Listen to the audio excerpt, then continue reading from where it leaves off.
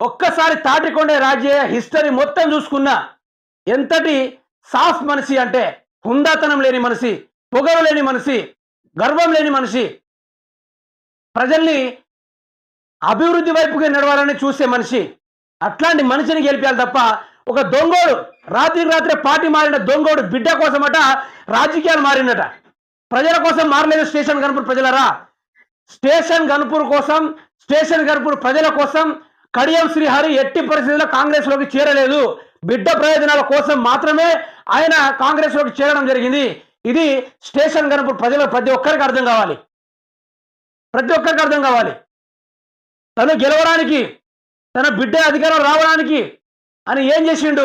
తాటికొండ రాజయ్య పైన లేనిపోని ఆరోపణలతోటి, పనికిరాని యూట్యూబ్ ఛానళ్లతోటి, పనికిరాని న్యూస్ ఛానళ్లతోటి బాగా పాపులారిటీ, పబ్లిసిటీ చేసేసి, ఇమేజ్ డ్యామేజ్ చేసేసి